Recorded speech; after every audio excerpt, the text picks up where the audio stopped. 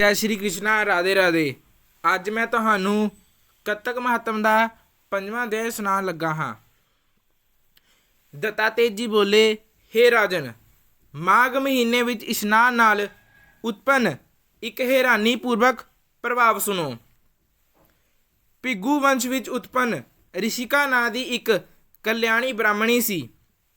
ਬਾਲਪਨ ਵਿੱਚ ਵਿਧਵਾ ਹੋ ਜਾਣ ਦੇ ਕਾਰਨ ਦੁਖੀ ਹੋ ਕੇ ਉਸਨੇ ਵਿੰਧਿਆਚਲ ਪਰਬਤ ਦੇ ਥੱਲੇ ਰੇਵਾ ਨਦੀ ਦੇ ਕੰਢੇ ਅਮਰਕੰਟਕ ਵਿੱਚ ਬਹੁਤ ਤਪ ਕੀਤਾ ਅਤੇ ਸਦਾਚਾਰ ਤੋਂ ਵਰਤੀ ਰਹਿ ਕੇ ਭਗਵਾਨ ਨਾਰਾਇਣ ਵਿੱਚ ਲੀਨ ਹੋਈ। ਇੰਦਰੀਆਂ ਨੂੰ ਜਿੱਤਣ ਵਾਲੀ, ਸੱਚ ਅਤੇ ਘੱਟ ਬੋਲਣ ਵਾਲੀ, ਸੁਸ਼ੀਲਾ, ਦਾਨਸ਼ੀਲਾ ਅਤੇ ਤਪ ਕਰਕੇ ਸਰੀਰ ਨੂੰ ਸੁਕਾਉਣ ਵਾਲੀ ਉਹ ਬ੍ਰਾਹਮਣੀ ਪਹਿਲੇ ਬ੍ਰਾਹਮਣ ਅਤੇ ਪਿਤਰਾਂ ਨੂੰ ਆਹੂਤੀ ਦੇ ਕੇ ਉੱਚ ਵਰਤੀ ਧਾਰਨ ਕਰ ਹਮੇਸ਼ਾ ਛੇਵੇਂ ਕਾਲ ਵਿੱਚ ਭੋਜਨ ਕਰਦੀ ਸੀ। ਉਹ ਹਮੇਸ਼ਾ ਔਖੇ ਤੋਂ ਔਖਾ ਵਰਤ ਧਾਰਨ ਕਰਦੀ ਸੀ। ਨਰਮਦਾ ਦੇ ਕਿਨਾਰੇ ਆਪਣਾ ਸਮਾਂ ਗੁਜ਼ਾਰਦੀ ਸੀ।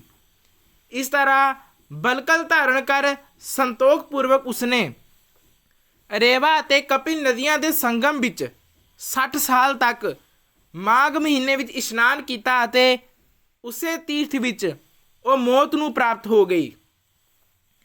ਮਾਘ ਇਸ਼ਨਾਨ ਵਿੱਚ ਪੁੰਨ ਪ੍ਰਭਾਵ ਨਾਲ ਉਹ ਬੈਕੁੰਠ ਪਹੁੰਚ ਕੇ ਆਨੰਦ ਨਾਲ 4000 ਸਾਲ ਤੱਕ ਨਿਵਾਸ ਕਰਦੀ ਰਹੀ। ਉਸ ਦੇ ਬਾਅਦ ਸੁੰਦ ਅਤੇ ਉਪਸੁੰਦ ਰਾਖਸ਼ਾਂ ਨੂੰ ਨਸ਼ਟ ਕਰਨ ਦੇ ਲਈ ਬ੍ਰਹਮਾ ਨੇ ਉਸ ਨੂੰ ਤਿਲੋਤਮਾ ਨਾਂ ਦੇ ਬ੍ਰਹਮਲੋਕ ਵਿੱਚ ਪੈਦਾ ਕੀਤਾ। ਉਹ ਅਪੂਰਵ ਸੁੰਦਰੀ ਬਿਨਾ ਜੋਨੀ ਦੀ ਇਸਤਰੀਆਂ ਵਿੱਚ ਰਤਨ ਦੇਵਤਾਵਾਂ ਨੂੰ ਵੀ ਮੋਹਿਤ ਕਰਨ ਵਾਲੀ ਅਪਸਰਾਵਾਂ ਵਿੱਚ ਉੱਤਮ ਹੋਈ। ਉਸ ਨੂੰ ਬ੍ਰਹਮਾ ਜੀ ਨੇ ਹੈਰਾਨੀ ਨਾਲ ਦੇਖ ਕੇ ਆਗਿਆ ਦਿੱਤੀ ਕਿ ਹੇ ਮਿਗਨਜਨੀ, ਤੂੰ ਰਾਖਸ਼ਾਸ ਨੂੰ ਨਸ਼ਟ ਕਰਨ ਦੇ ਲਈ ਜਲਦੀ ਹੀ ਜਾਓ। ਤਦ ਉਹ ਸੁੰਦਰੀ ਬੀਣਾ ਲੈ ਕੇ ਬ੍ਰਹਮਲੋਕ ਤੋਂ ਚਲੀ ਅਤੇ ਪੁਸ਼ਕਰ ਰਥ ਵਿੱਚ ਉੱਥੇ ਪਹੁੰਚੀ ਜਿੱਥੇ ਦੇਵਤਾਵਾਂ ਦੇ ਦੁਸ਼ਮਣ ਸਨ। ਉੱਥੇ ਰੇਵਾ ਨਦੀ ਦੇ ਪਵਿੱਤਰ ਜਲ ਵਿੱਚ ਇਸ਼ਨਾਨ ਕਰਕੇ ਬੰਦੂਕ ਦੇ ਫੁੱਲ ਦੇ ਸਮਾਨ ਲਾਲ ਕੱਪੜੇ ਪਹਿਨ ਕੇ ਸੁੰਦਰ ਬੱਜਣ ਵਾਲੇ ਨੂਪੁਰ ਅਤੇ ਕੋਦਨੀ ਧਾਰਨ ਕੀਤੇ ਹੋਏ, ਗਲੇ ਵਿੱਚ ਹਿਲਦੀ ਹੋਈ ਮੋਤੀ ਮਾਲਾ ਅਤੇ ਕੁੰਡਲ ਤੇ ਸ਼ੋਭਾਮਾਨ ਜੂੜੇ ਵਿੱਚ ਚਮੇਲੀ ਦੇ ਫੁੱਲ ਲਗਾਏ ਅਸ਼ੋਕ ਦਰਖਤ ਦੇ ਥੱਲੇ ਬੈਠ ਕੇ ਸੁਰੀਲੇ ਕੋਮਲ ਸਵਰ ਵਿੱਚ ਗਾਉਂਦੀ ਹੋਈ ਬੀਣਾ ਵਜਾਉਂਦੀ ਅਸ਼ੋਕ ਜੰਗਲ ਵਿੱਚ ਕੁਮਾਰੀ ਤਿਰਲੋਤਮਾ ਬੈਠੀ ਸੀ। ਹੇ ਰਾਜਨ, ਤਦ ਸੁੰਦ ਅਤੇ ਉਪਸੁੰਦ ਦੇ ਸੈਨਿਕਾਂ ਨੇ ਹੈਰਾਨ ਹੋ ਕੇ ਚੰਦਰਮਾ ਦੀ ਕਲਾ ਦੇ ਸਮਾਨ ਉਸ ਤਿਰਲੋਤਮਾ ਨੂੰ ਦੇਖਿਆ ਅਤੇ ਜਲਦੀ ਹੀ ਸੁੰਦ ਅਤੇ ਉਪਸੁੰਦ ਦੇ ਕੋਲ ਜਾ ਕੇ ਉਸ ਪਰਮ ਸੁੰਦਰੀ ਦੇ ਅਚਾਨਕ ਆਉਣ ਦਾ ਸਮਾਚਾਰ ਇਸ ਤਰ੍ਹਾਂ ਕਹਿਣ ਲੱਗੇ।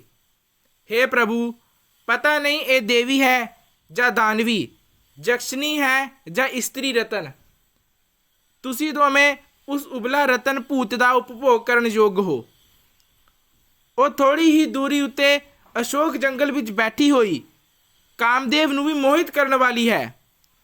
ਕਿਰਪਾ ਕਰਕੇ ਤੁਸੀਂ ਦੋਵੇਂ ਹੀ ਜਲਦੀ ਚੱਲ ਕੇ ਦੇਖੋ।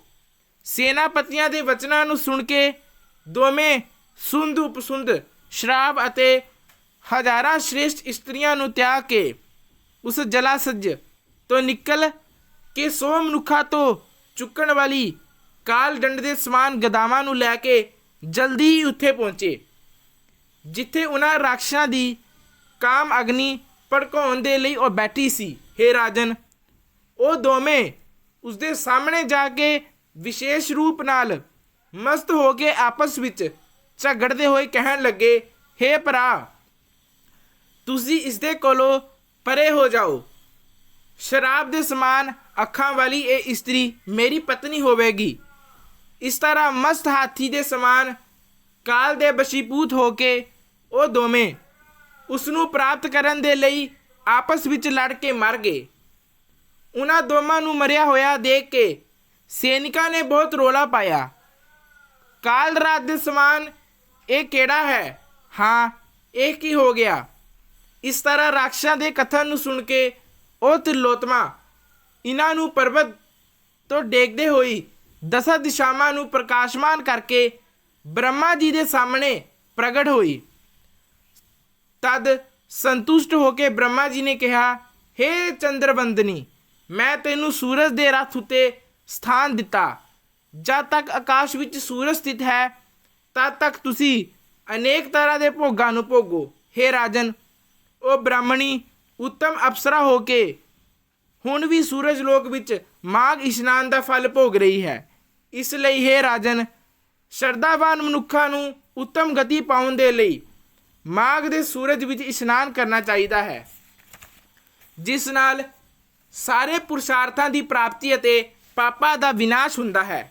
ਦੁੱਖੜਾਂ ਨਾਲ ਕੀਤੇ ਗਏ ਸਾਰੇ ਜੱਗ ਇਸ ਦੀ ਬਰਾਬਰੀ ਨਹੀਂ ਕਰ ਸਕਦੇ। ਹੇ ਰਾਜੇਂਦਰ, ਮਾਘ ਮਹੀਨੇ ਵਿੱਚ ਤੀਰਥ ਇਸ਼ਨਾਨ ਕਰਨ ਦੇ ਸਮਾਨ ਸੰਸਾਰ ਵਿੱਚ ਦੂਸਰਾ ਕੋਈ ਕਲਿਆਣਕਾਰੀ ਸਾਧਨ ਨਹੀਂ ਹੈ। ਇੱਦਾਂ ਹੀ ਨਵੀਆਂ ਜਾਣਕਾਰੀਆਂ ਪਾਉਣ ਦੇ ਲਈ ਲਾਈਕ ਸਬਸਕ੍ਰਾਈਬ ਕਰੋ।